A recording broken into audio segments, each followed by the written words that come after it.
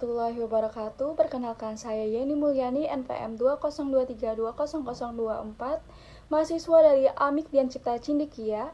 Dalam video kali ini saya akan memenuhi tugas UTS dengan dosen pengampu Ibu Agni Widya Astuti Eskom MTI dengan topik pembahasan jenis-jenis presentasi, media presentasi, dan cara membuat slide presentasi yang benar. Baik, simak videonya. Baik, seperti yang sudah saya katakan tadi, topik pembahasan presentasi saya kali ini adalah jenis-jenis presentasi, media presentasi, dan membuat slide presentasi yang baik.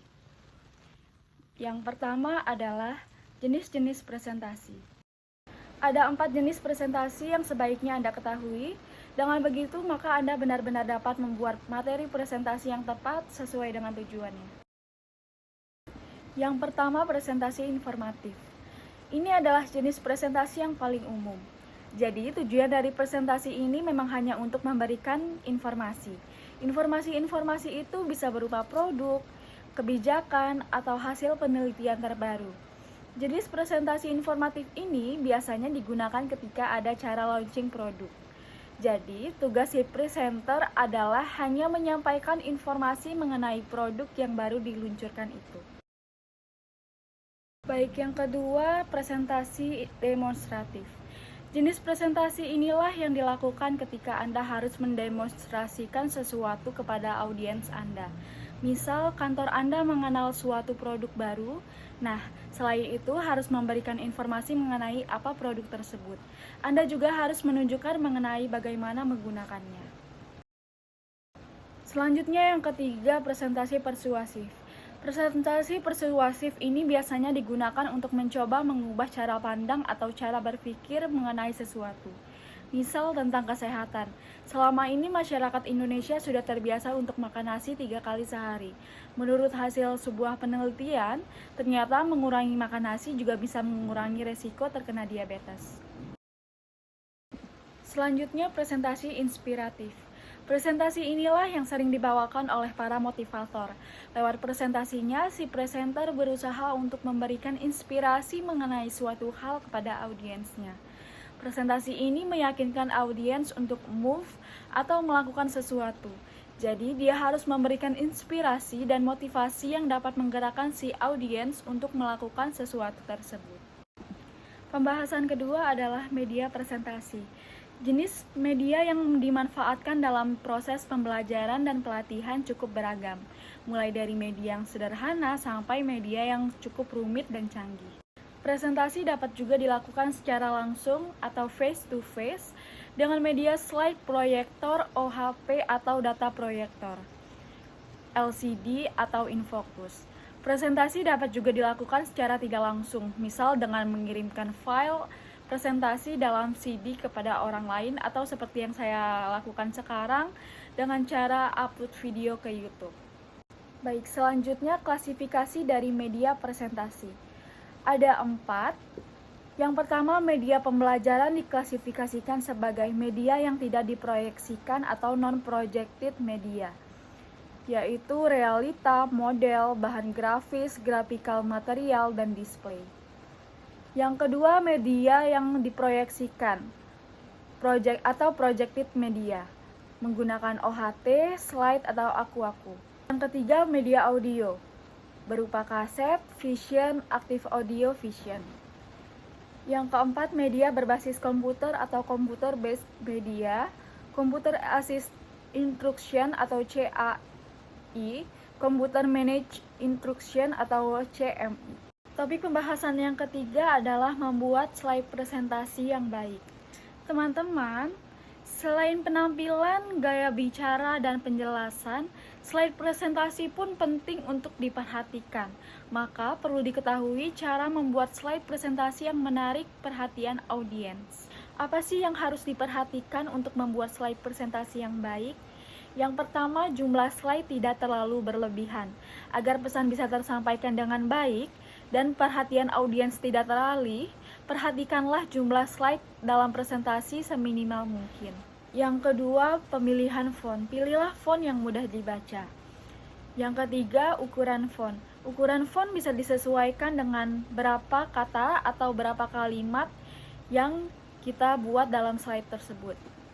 Selanjutnya, masukkan teks dengan poin-poin sederhana. Dalam memasukkan materi ke slide presentasi, hindari untuk memasukkan satu paragraf panjang dalam satu halaman. Hal ini akan mengganggu konsentrasi audiens karena mereka akan berusaha membaca tulisan tersebut. Dengan memasukkan kalimat panjang, otomatis ukuran tulisan juga akan semakin mengecil dan tentunya ini sangat tidak baik.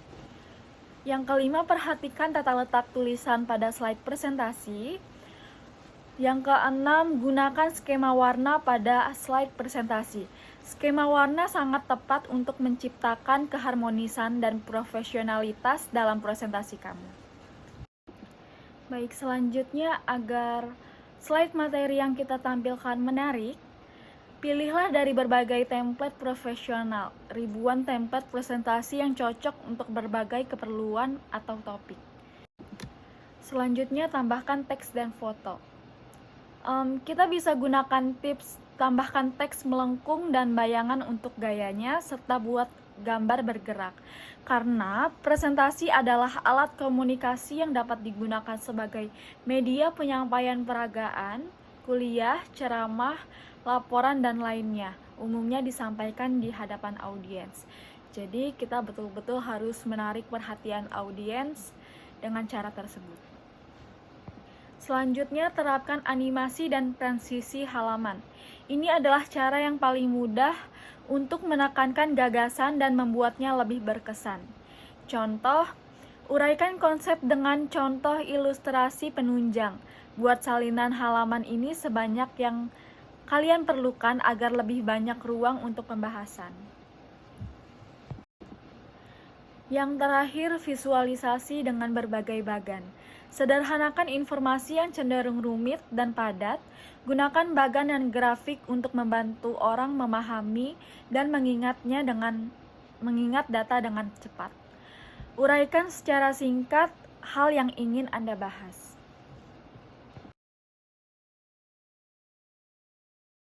Sekian presentasi dari saya. Apabila ada kesalahan kata, saya mohon maaf. Terima kasih atas perhatiannya. Assalamualaikum warahmatullahi wabarakatuh. Jangan lupa subscribe, like, and comment. See you the next video. Bye-bye. Guys, jangan di skip dulu. Sebelum video ini saya tutup, saya akan menayangkan video tutorial cara berpresentasi dengan baik yang saya ambil dari sumber multimedia DKV Universitas Trisakti. Baik, simak videonya. Dihindari menggunakan bahasa slang atau istilah-istilah tidak umum yang hanya dimengerti oleh khalayak tertentu. Hai guys, gimana kabar lo semua? Oke, sekarang gue mau jelasin tentang gimana cara presentasinya. Oke, ngemeng-ngemeng, lu ngerti gak sih presentasi itu kayak gimana? Presentasi itu kayak apa? Disarankan, gunakan bahasa yang baik dan benar. Selain lebih santun dan profesional, ini memastikan para pendengar mampu menyerap informasi dengan baik. Selamat siang hadirin yang terhormat. Hari ini saya akan mempresentasikan tentang bagaimana cara presentasi yang baik dan benar. Dihindari bertele-tele atau menggunakan cerita secara berlebihan, apalagi kalau nggak memiliki korelasi penting dengan materi. Jadi Bapak Ibu, kalau presentasi itu mesti singkat, padat, dan jelas gitu. Jangan kayak tukang parkir dekat kosan saya yang sekarang 2.000, terus besok 4.000, terus nanti jadi berapa? Jadi 9.000 gitu. Mendingan saya pakai buat beli gorengan. Disarankan, boleh aja bercerita. Yang penting, jaga agar penjelasan kalian singkat, padat, dan jelas.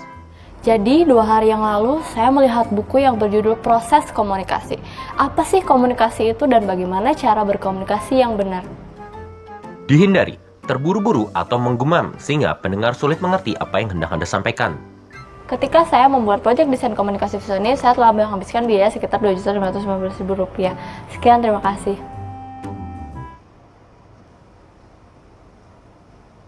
Disarankan, lafalkan kalimat dengan jelas dan tenang. Pastikan para pendengar mampu memahami setiap kata dalam ucapan kalian dengan baik. Ketika saya membuat proyek desain komunikasi visual ini, saya telah menghabiskan biaya sekitar Rp2.515.000.